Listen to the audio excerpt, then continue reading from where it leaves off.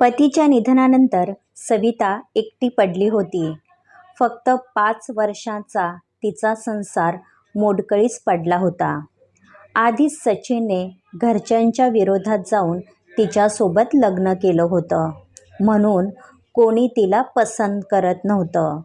तरी ती निमूटपणे सर्वांचं करायची, पण त्याचा उपयोग झाला नाही. पदरात 3 वर्षाची मुलगी, वय अवघे 30. अशात ती काय करणार होती?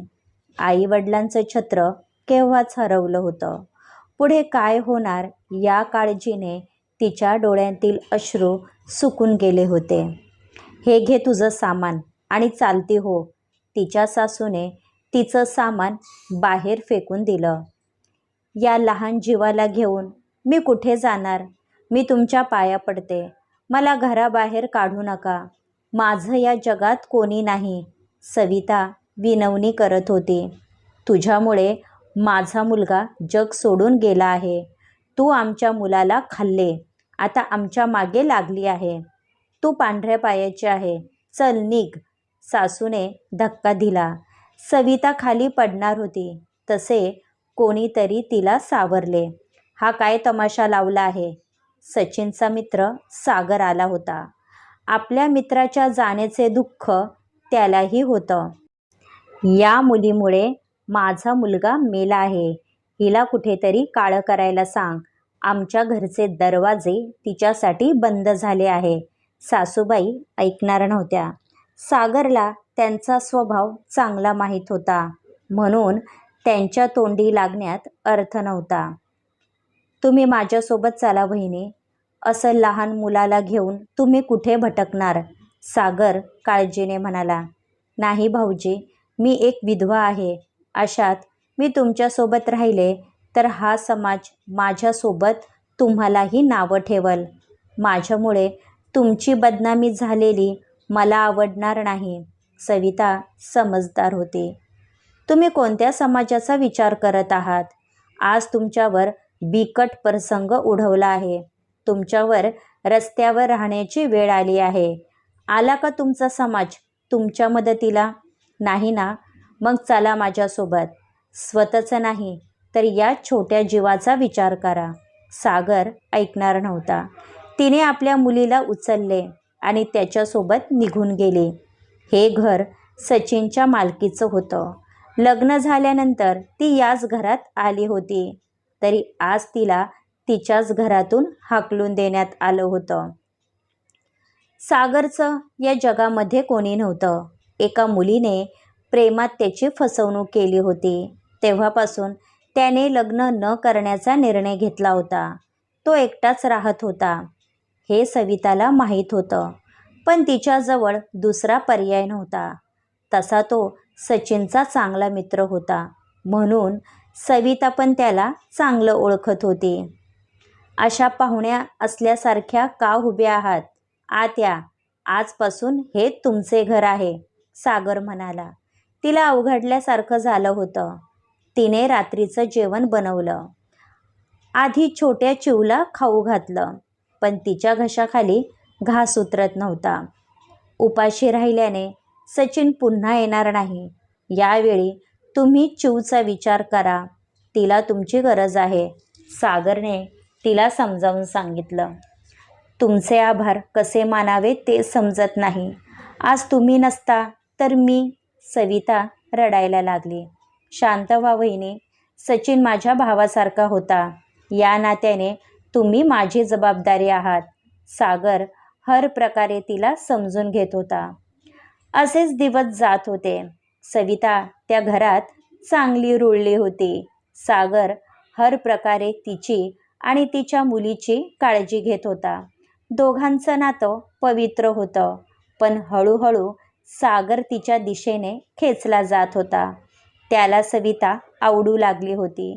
तिच्या येण्याने खऱ्या अर्थाने घराला घरपण आलं होतं. त्याचं एकटंपण दूर झालं होतं, पण ही गोष्ट तिला सांगायची हेच त्याला समजत नव्हती. उगाच तिला राग आला तर ती आपल्याला सोडून निघून जाईल ही भीती त्याला वाटत होती. म्हणून त्याने आपल्या भावना स्वतःपुरत्या मर्यादित ठेवल्या होत्या, ज्याचा त्याला त्रास होत होता. सविता किचनमध्ये काम करत होती. तसा सागर आत आला. सविता, त्याच्या आवाजाने ती दचकली. तुम्ही आहात होय? मी किती घाबरली होती. जेवण तयार आहे, सविता नेहमीप्रमाणे बोलत होती. तुझ्यासाठी काहीतरी आणले होते. त्याने हात पुढे केला. त्याच्या हातात गजरा होता, जे पाहून तिच्या डोळ्यात पाणी आलं. हा गजरा माझ्या कामाचा नाही, देवाजवळ ठेवा, सविता शांतपणे म्हणाली. सचिनने सांगितलं होतं की तुला गजरा आवडतो, म्हणून घेऊन आलो होतो, सागर म्हणाला. मी विधवा आहे आणि मला शृंगार करण्याचा अधिकार नाही. माझ्या आवडीनिवडी या सचिनसोबत मेल्या आहेत, सविता म्हणाली. का स्वतःला त्रास करून घेते? देव प्रत्येकाला दुसरी संधी देतो. मला वाटतं तू नवीन सुरुवात करायला हवी, सागरने सांगितलं. माझ्या आयुष्यात सचिनची जागा कोणी घेऊ शकणार नाही. त्याच्याशिवाय परपुरुषाचा विचार करणे माझ्यासाठी पाप आहे, सविता म्हणाली. ज्याचं त्याला वाईट वाटलं. तो खूप आशेने तिच्याजवळ आला होता. तुला राग आला असेल तर सॉरी. मी फक्त चिवसाठी बोलत होतो. तुझा नवरा नाही, पण तिचा बाबा होण्याचे सुख मला मिळाले असते तर मी स्वतःला भाग्यवान समजलो असतो. सागर तसाच बाहेर निघून गेला. सविताला त्याच्या भावना समजत होत्या, पण तिचा नाईलाज होता. रात्री बराच उशीर झाला होता, तरी सागरचा काहीच तपास नव्हता. म्हणून सविता घाबरली होती. आपण नकार दिल्यामुळे त्याने रागाच्या भरात काही केले तर नसेल ना, याची तिला भीती वाटत होती. तिने बरेच कॉल केले असतील, पण सागरने एकाचेही उत्तर दिले नाही. शेवटी बराच वेळ वाट पाहिल्यानंतर तिला सागरच्या मित्राचा कॉल आला आणि तिला धडकी भरली. तिने तसेच चिवला घेतले आणि हॉस्पिटलमध्ये गेली, कारण सागरचा ॲक्सिडेंट झाला होता. मनातून ती खूप घाबरली होती.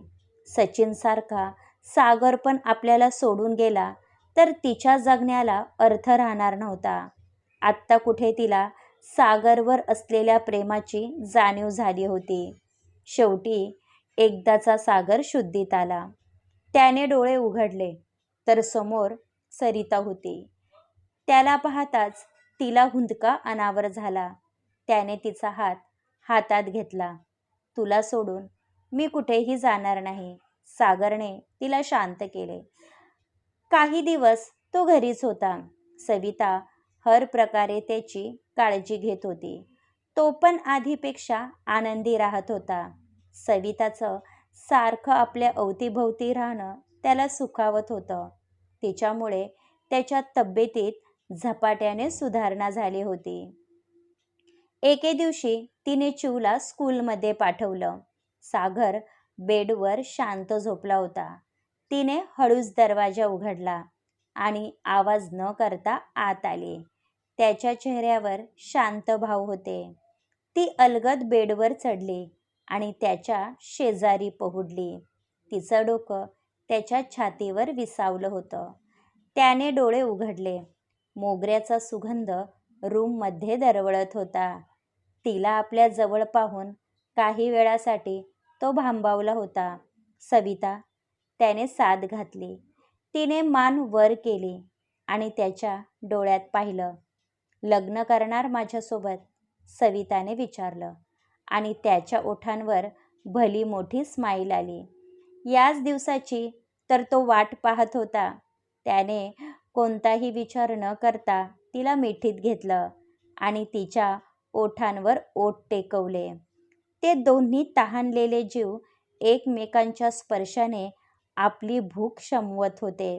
गेल्या कित्येक दिवसांचा दुरावा आज संपुष्टात आला होता. यापुढे दोघांना कोणीही दूर करणार नव्हतं. शेवटी दोघांना प्रेम मिळालं होतं आणि त्यांचं एकटं पण दूर झालं होतं. समाप्त.